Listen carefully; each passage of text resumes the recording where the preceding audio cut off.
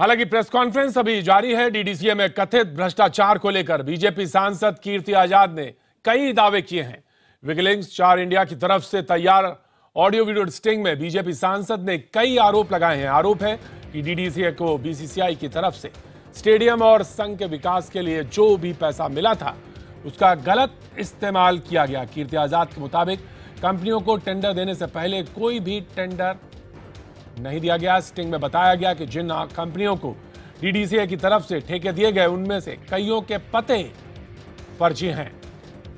Genesis Net Lab private limited, Madhu Vihar एक घर का पता, यहां कोई कंपनी नहीं है। इसी तरह सफदरजंग एन्क्लेव में कंपनी के दिए पते पर एक घर बना हुआ है। 14, जी हां 14 ऐसी कंपनियां हैं जिनके पते फर्जी दिए गए थे, यानी कंपनियां फर्जी थी। एक कंपनी की रसीद पर 9 अंकों का फोन नंबर लिखा है जबकि 8 होना चाहिए। स्टिंग में खुलासा किया गया है कि डीडीसीए ने एक दिन के लिए लैपटॉप का किराया 17,000 रुपए चुकाया। याद हो गया होगा आपको। इसी तरह कॉमनवेल्थ गेम्स की बात याद आई होगी। प्रिंटर के लिए एक दिन का किराया 3,000 रुपए चुकाया गया। कई कंपनियों के फर्जी बिल बनाए गए। भ्रष्टाचार हुआ है। अभी तक कहा गया कि फाइनेंशियल इरेगुलरिटीज हैं। जी हां, ministry of corporate affairs company law board में जो उसके मानक के अधिकार उसके मुताबिक उसके ऊपर कंपाउंडिंग हो जाती है। जो मैंने एलआईसी शुरू में कहा था, लीगल इंस्टीट्यूट ऑफ करप्शन, कि आपने करोड़ों की हेराफेरी की और हजारों में कंपाउंडिंग करा दी। मेरे तो केवल 2-4 प्रश्न हैं।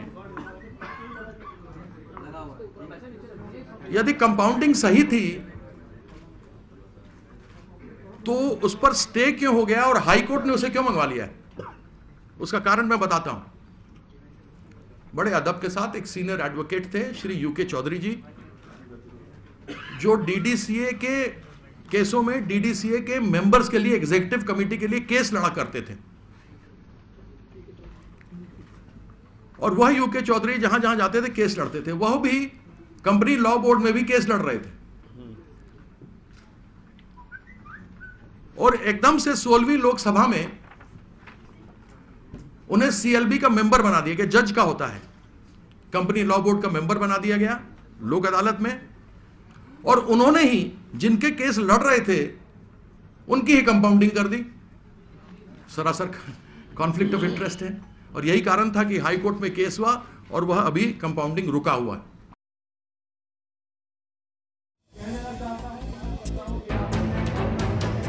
डीडीसीए में कथित भ्रष्टाचार के आरोप में घिरे वित्त मंत्री अरुण जेटली के समर्थन में दिग्गज क्रिकेटर भी उतर आए। वीरेंद्र सहवाग, गौतम गंभीर और ईशांत शर्मा ट्वीट कर जेटली के साथ खड़े नजर आए। कहा कि जेटली मुश्किल वक्त में खिलाड़ियों का साथ देते थे और सही खिलाड़ियों का चयन होता था। उनके मुताबिक अरुण जेटली पाक साफ हैं। उनका डीडीए में किसी भी तरह की गड़बड़ी से कोई लेना देना नहीं। जेटली जी थे 2013 तक, जैसे मेरा उनका इंटरेक्शन रहा है उनके साथ, मुझे नहीं लगता कि ऐसा कोई करप्शन हुआ है डीडीसीए में, टू बी ऑनेस्ट। और मुझे ये भी नहीं लगता, क्योंकि जितना मेरे उनके साथ इंटरेक्शन हुआ, आई थिंक उस टाइम तक डीडीसीए के अफेयर्स बहुत बेटर थे प्लेयर्स के लिए। और हर तरीके से अगर कोई भी चीज़ अगर दिल्ली में अच्छी हुई है, चाहे वो स्टेडियम हो, चाहे वो क्रिकेट के लिए फैसिलिटीज़ हो, उस तभी हुई हैं जब जेटली जी एज प्रेसिडेंट थे। इससे पहले एक अंग्रेजी अखबार को दिए इंटरव्यू में अरुण जेटली ने अपनी ही पार्टी के एक सांसद पर उन्हें फंसाने का आरोप लगाया।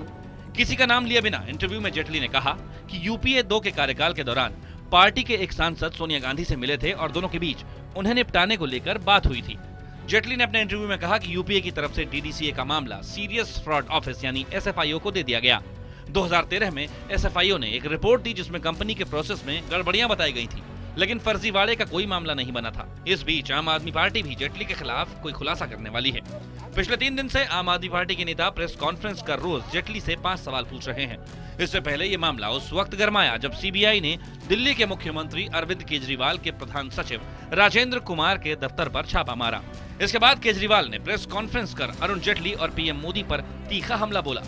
आरोप लगाया कि केंद्र के इशारे पर सीबीआई के अफसर डीडीसीए के भ्रष्टाचार से जुड़ी फाइल लेने आए थे, जिसमें वो जेटली के खिलाफ जांच के आदेश देने वाले थे।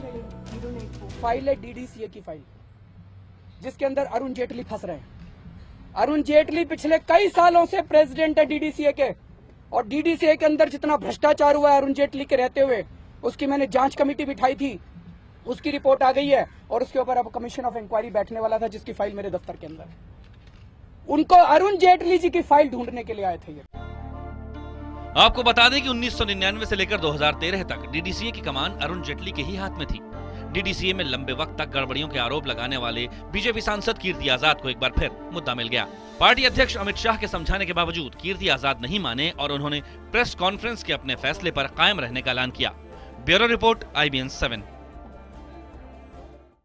तो कीर्ति आजाद की प्रेस कॉन्फ्रेंस को प्रतीक्षा थी और कीर्ति आजाद के खुलासे के बाद कई सवाल अब खड़े हो रहे हैं। सवाल यह कि क्या डीडीसीए में कथित घोटाले के कीर्ति के आरोपों की जांच होनी चाहिए? ऐसा लगता है कि जो उन्होंने सवाल उठाए वो बहुत सीरियस है। दूसरा सवाल कि क्या कीर्ति आजाद का आज का खुलासा पुरानी बातों को सामने रखता है, जो कई सालों से 2007 से लगभग वो कह रहे हैं ये बात। तीसरा सवाल कि क्या डीडीसीए में कीर्ति के खुलासे के बाद केजरीवाल सरकार और हमलावर होगी? ये 3 सवाल। और हमारे साथ मुद्दे में जो आज लोग इस चर्चा में शरीक हो रहे हैं उनका तारुफ करा दें। सब चिरपरिचित चेहरे। आलोक जी हमारे साथ हैं, आलोक शर्मा प्रवक्ता कांग्रेस हमारे साथ मौजूद हैं स्टूडियो में। सुदेश वर्मा जी हमारे साथ, बीजेपी के प्रवक्ता हमारे साथ मौजूद हैं। रविंद्र मनचंदा जी हमारे साथ जुड़ेंगे कुछ देर में, कोषाध्यक्ष है डीडीसीए के। और जयदीप काणिक जी हमारे संपादक IBN डिजिटल के हमारे साथ मौजूद हैं। सबसे पहले मैं आलोक जी आपसे जाना चाहूं, सुदेश जी के पास जाऊं उससे पहले मैं आपके पास। आपको लगता है कि जो बात लगातार वो कह रहे थे, यूपीए 2 के जमाने में भी बात हुई, चर्चा हुई, उसके बाद उन्हें लगा कि ये जो फर्जीवाड़े की बात है वो है, लेकिन इसमें कई इरेगुलरिटीज, जहां तक सवाल है वो कोई बहुत बड़ा मसला नहीं बनता है। ये 2 यूपीए 2 में ये हो गया था जांच वांच के बाद, तो ऐसा लगता है यूपीए 2 में भी 3-4 तरह की जांच हुई, सभी में ऐसा पाया गया कि काफी बड़े स्तर पर वित्तीय अनियमितताएं जो हैं वो पाई गई हैं। चाहे वो SFIO की जांच रही हो, चाहे वो 30 हजारी कोर्ट के 2 जजेस की बेंच की जिस तरह से जांच रिपोर्ट आई थी, उसमें सीरियस फाइनेंशियल और सीरियस जो इकोनॉमिक ऑफेंसेस हैं वो दर्शाए गए थे। लेकिन उनके, मैं बीच में रोक रहा हूं आपको, माफी चाहता हूं, लेकिन उन जेटली जी के खिलाफ कोई सीधी बात नहीं थी, ऐसा बात कही है। देखिए, मैं समझता हूं ये वही जेटली साहब हैं जो पृथ्वी में जब डायरेक्टर्स के कंपनी के फर्जी एड्रेस पाए गए थे तो जिस तरह से वक्तव्य दिए थे, कोलगेट में जब जिस तरह की बात हुई थी तो लेना देना कोई मनमोहन सिंह जी का नहीं था। यही जेटली साहब संसद में घूम घूम के चिल्ला चिल्ला के कहते थे कि साहब प्रधानमंत्री तो आप ही हैं, आप ही को इस्तीफा देना चाहिए, आप ही मंत्री रहे थे। मैं आज जानना चाहता हूं, जेटली साहब तो स्वयं मोदी जी के सबसे बड़े सिपले सलाहकार हैं और मोदी जी कहते हैं कि मैं भ्रष्टाचार की लड़ाई लड़ रहा हूं। तो सबसे पहले आप आज जो है इतना बड़ा खुलासा हो गया है, आप ही के पार्टी के सांसद इस खुलासे को कर रहे हैं, तो आपको सबसे पहले नैतिकता के आधार पर 1 मिनट भी नहीं लगाना चाहिए, इस्तीफा देना चाहिए और इस्तीफा देकर इसकी तमाम चीजों की तमाम जांच होनी चाहिए। आप देखिए किस तरह से नेशनल हेराल्ड के मैटर को भारतीय जनता पार्टी ने उठाया, यहां तो सारे तथ्य पूरे आपके स्क्रीन पर चल रहे हैं पिछले 1 घंटे से। मैं समझता हूं कि आज भारतीय जनता पार्टी को अपने गिरेबान में झांक कर देखना चाहिए कि जो आपने पिछले 10 साल तक नौटंकी की संसद के अंदर, संसद को नहीं चलने दिया, आज आपका स्वयं का आचरण क्या है। मध्य प्रदेश में एक व्यापम घोटाले का मंत्री आज छूटकर बाहर आता है तो क्या भव्य स्वागत उसका हो रहा है। एक तरफ जिस तरह से अरुण जेटली साहब का नाम पूरी तरह से सामने आ रहा है, मैं समझता हूं कि आज नैतिकता के आधार पर सबसे पहले अरुण जेटली साहब को इस्तीफा देना चाहिए और तमाम तरह की जो जांच पेंडिंग है वो जांच होनी चाहिए, क्योंकि जब तक वो फाइनेंस मिनिस्टर हैं, ईडी हो और तमाम तरह की जो एजेंसियां, जांच एजेंसियां हैं, वो उनके अंतर्गत हैं। उनकी निष्पक्ष जांच नहीं हो सकती है उनके मंत्री रहते हुए। सुदेश जी, लगता है कि जो इल्जाम लगाया, बड़ी प्रतीक्षा थी लोगों को, आप भी देख रहे होंगे क्योंकि बड़ी प्रतीक्षा की जा रही थी कि कीर्ति आजाद जी आज क्या बोलते हैं। आपको लगता है कि वो सीरियस है? और जिस तरह की बात अभी आलोक जी कह रहे थे और उन्होंने पीछे से जोड़ा भी, उसे एक पूरी तारतम्यता दी। उन्होंने कहा कि जब बात तब वहां क्या थी, यहां तो कोई डिफरेंट बात नहीं, वही बात है कि पते फर्जी हैं, कंपनियां फर्जी हैं। और सवाल इस बात का है कि कंपनी इस लायक भी नहीं थी कि वो उसको बना सके स्टेडियम, तो फिर तो यहां पे तो सीरियसनेस है, कंपनी लॉ का वायलेशन है। देखिए प्रतीक जी, सबसे पहले तो मैं आलोक जी को बताऊं, जितनी शराफत से मैंने उनकी बात सुनी और मैंने उनको नहीं इंटरफियर किया, वो भी मेरी बात को ध्यान से सुने, मैं जो बोलने वाला हूं। देखिए, ये सारे बिंदु जो बताया कीर्ति आजाद जी ने, ये सारे बिंदु SFIO के पास थे। SFIO ने जब 2012 में इन्वेस्टिगेशन किया तो यूपीए की सरकार थी, हमारी सरकार नहीं थी। और आपको पता होना चाहिए, ये सारे बिंदुओं को स्टडी करने के बाद उन्होंने कहा कि अरुण जेटली के खिलाफ कुछ भी नहीं है और जो एलिगेशंस लगे थे वो सब गलत थे। एसएफआईओ का कहना था, हमारा कहना नहीं था ये। और ये यूपीए की सरकार थी। एसएफआईओ क्या है? ये सीरियस फ्रॉड इन्वेस्टिगेशन ऑफिस है, मल्टी डिसिप्लिनरी। वहां लोग होते हैं, तरह तरह के लोग एक्सपर्ट होते हैं जो सारे चीज को देखते हैं। अगर आपके लॉ में कुछ ऐसे वायलेशंस थे, मेरे वर्ड्स को ध्यान दीजिए, वायलेशंस अगर होंगे तो उसके कंपाउंडिंग अलाउड होंगे, तभी कंपाउंडिंग हुआ होगा। एक कंपाउंडिंग की जो कीर्ति आजाद जी बात कर रहे थे, जिस पर कोर्ट ने बताया 2 फ्लोर से 3 फ्लोर बन गया। अगर आप इस तरह की बात करें तो दिल्ली में हर वो व्यक्ति जो अपने फ्लैट का एक्सटेंशन करता है वो नाजायज करता है, लेकिन वो उसको कंपाउंडिंग करा के लीगल बना लेता है। क्या ये इसी तरह का केस था? एसएफआईओ ने पूरा खुला करके बोला है कि इसमें कुछ नहीं हुआ। उसके बाद ये नया क्या है इसमें? इसी को केजरीवाल जी ने उठाया और उसी चीज को आज फिर कीर्ति आजाद जी उठा रहे हैं। कुछ नए तथ्य दिखाने की कोशिश कर रहे हैं। नया तथ्य क्या है प्रतीक जी? आपको मालूम होना चाहिए कि जब कोई व्यक्ति बिजनेस शुरू करता है तो वो अपने घर का एड्रेस देता है, लेकिन उसका पड़ोसी को नहीं पता होगा कि वो कंपनी वहां से चल रही है। ये इन्वेस्टिगेशन कोई इन्वेस्टिगेशन नहीं। हम 5 साल से रह रहे हैं, हमारा घर है। सुनिए, क्या एड्रेस चेंज हुए? फिर आप बोल दिए, अभी आप देखिएगा। नहीं, आपका सुदेश जी, मैंने पूरा वक्तव्य सुना है। आप कहां गोल गोल घुमाए जा रहे हैं बातों को। 9 कंपनी ऐसे हैं जिनका एक ही पता है, एक ही। आलोक जी बात सुन लेते हैं। आलोक जी बात सुन लेते हैं। जी सुदेश जी आप बोल लीजिए। सुदेश जी आप बोल लीजिए। मैं प्रतीक जी, मैं आपको अपना निजी एक्सपीरियंस बता रहा हूं। मेरी वाइफ एक पब्लिशिंग हाउस चलाती है।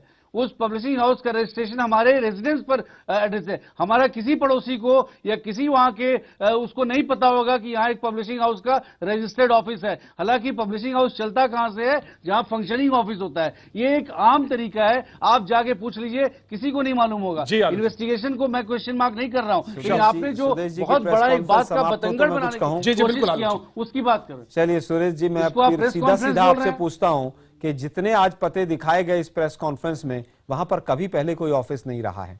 आपके एड्रेस ही नहीं है, आपने एड्रेस का में हाउस नंबर नहीं है, मोबाइल के नंबर गलत तो है। एक एग्जांपल अरे भाई, एक एग्जांपल नहीं है, पूरी लिस्ट है, पूरी फहरिस्त है सुदेश जी। वहां पर आप देखिए 9 कंपनियां ऐसी हैं जिनका एक ही पता है। 9 कंपनियां ऐसी हैं जिनके बोर्ड ऑफ डायरेक्टर्स भी सेम है। सुनिए, 14 कंपनियां। हमारा कहना, अरे भाई आप सुनिए तो सही। इसको एसएफआईओ ने नहीं देखा था? अरे भाई सुनिए तो सही। क्या एक जांच में मान लीजिए कोई चीज सामने नहीं आई और आज तथ्य सामने आ रहे हैं, तो क्या उसको उन तथ्यों को नजरअंदाज कर देना चाहिए? इशू ये है। नहीं, आप मुझे केवल ये बताइए, 14 फर्जी कंपनियों को एक ही काम का बिल दिया गया, करोड़ों रुपया दे दिया गया। था या नहीं था ये? अरे भाई, सारे आज तथ्य सामने आ रहे हैं, उसके बाद भी आप लोगों को समझ नहीं आ रही। नहीं, आलोक जी सुदेश जी कह रहे हैं बदले हुए माहौल में वो पुरानी बात कही गई, लिहाजा उसको नया रेफरेंस मिल गया। ये सुदेश जी की बात से लगता है, ये वो कहना चाहते हैं। सारा कुछ बात हो चुका है उसमें। मैं समझता हूं सुदेश जी कितना भी इस चीज को छुपा ले, आज देश की जनता देख रही है कि भारतीय जनता पार्टी का सबसे वरिष्ठतम मंत्री भ्रष्टाचार में पूरी तरह से लिप्त नजर आ रहा है। उसके खिलाफ जांच होनी चाहिए। हम पूरी तरह से जान रहे हैं कि 9 कंपनियां ऐसी हैं जिनका एक ही पता है। 24 करोड़ का काम 141 करोड़ में होता है। मैं समझता हूं कि आप सुदेश जी को थोड़ा धैर्य से सुनना चाहिए, लेकिन वो सुनने के लिए इच्छुक नहीं है, क्योंकि रंगे हाथों पकड़े जाने वाली जैसी सिचुएशन हो गई आज इनकी। इन्हीं के सांसद कर रहे हैं खुलासा। लगा रहे हैं समाचार पत्रों के माध्यम से पता चल रहा है कि कीर्ति आजादी को आरएसएस ने भी रोकने का प्रयास किया, बीजेपी ने भी रोकने का प्रयास किया, लेकिन वो नहीं रुके। आपको ज्यादा पता मैं समझता हूं कि तमाम समाचार पत्रों में आया है कि किस तरह से रामलाल जी से मिले, वो किस तरह से कहां से आ गई। अरे भाई, तमाम समाचार पत्रों में आ रही हैं कि इस तरह के सूत्र बता रहे हैं कि उनको पूरा रोकने का प्रयास किया, लेकिन किसी भी कीमत पर वो नहीं रुके। और आज पूरा का पूरा फर्जीवाड़ा देश के सामने है कि आज भी नैतिकता के आधार पर अरुण जेटली जी को इस्तीफा नहीं देना चाहिए। आप स्वयं बताइए। बात ही नहीं करा। जी सुदेश जी आप बोलिए। सुदेश जी मैं बता रहा हूं, मुझे बोलने दे। तब तो अरुण जेटली जी पर क्वेश्चन मार्क लगाने के पहले आपको वो समझना पड़ेगा कि वो व्यक्ति डीडीसीए से 1 पैसा तक नहीं विड्रॉ किया अपने लिए, जबकि वो कर सकते थे। और तो और मैं आपको बताता हूं, सब आपको शायद नहीं पता होगा, सुनिए। नहीं, आप मुझे केवल ये बता दीजिए, पैसा नहीं लिया। केवल ये बता दीजिए कि मनमोहन सिंह जी के ऊपर सवाल खड़े करने वाले कोलगेट और 2G में अरुण जेटली साहब किस तरह से निष्कलंक वहां से निकल सकते हैं? आपकी पूरी कोठरी काली थी, तमाम मतलब चारों आप- तरफ कांड मतलब हो रहे सच थे झूठ वहां से पर। आपको मतलब नहीं एक है। एक लैपटॉप का किराया 17,000 रुपए और तमाम प्रिंटर्स का 5-5 हजार रुपए दिन में दिया जा रहा था। और अरुण जेटली साहब तो अपने वहां पर मंत्र पढ़ने के लिए जाते थे, वो तो साधना करने जाते थे वहां पर डीडीसीए के अंदर। मैं समझता हूं पूरी आलोक तरह जी, से आलोक अरुण जी। जेटली और उनके चेले चपाटे वहां पर पूरी तरह से भ्रष्टाचार के अंदर लिप्त थे। और सुदेश जी, आप जितना मर्जी उनको बचा लीजिए, आने वाला समय और देश देख रहा है कि भारतीय जनता पार्टी आज बेनकाब हो चुकी है। जी हमारे साथ बोलिए, मैं आईबीएन बोलूं? के डिजिटल के भी एडिटर हमारे साथ मौजूद हैं, जयदीप जी लगता है जिस तरह की बात रेफरेंस जिस तरफ से सुदेश ने कहा कि ये बात पुरानी थी, ये रेफरेंस पॉइंट सारे पुराने थे, ये बात एजेंसीज के सामने थी, लेकिन क्योंकि बदले हुए माहौल में रेफरेंस फिर से आ गए, इसलिए लिहाजा ये मुद्दा फिर से जीवित हो गया। लेकिन वो अरविंद केजरीवाल जो कह रहे हैं, उन्होंने कहा कि मेरे पास फाइल तैयार थी, फाइल रखी हुई थी, लिहाजा इसलिए छापा मारा गया। प्रतीक जी, आज की जो प्रेस कॉन्फ्रेंस है और ये पूरा जो मुद्दा है, ये दरअसल पूरी जो घटनाक्रम अभी चल रहा है पिछले 8-10 दिनों से हिंदुस्तान में, ये भारतीय राजनीति का एक बहुत दिलचस्प और निर्णायक बिंदु भी है। आप देखिए यूपीए 2 की जो करारी हार हुई है, उसमें सबसे बड़ा योगदान जो है वो भ्रष्टाचार का भी है। भ्रष्टाचार के लगातार लगने वाले आरोप, चाहे वो कोलगेट हो, चाहे 2G हो, चाहे कॉमनवेल्थ हो, इन सब ने एक बड़ी भूमिका निभाई थी सरकार के पतन के साथ, और इसी की वजह से एनडीए की इस सरकार का उदय हुआ था।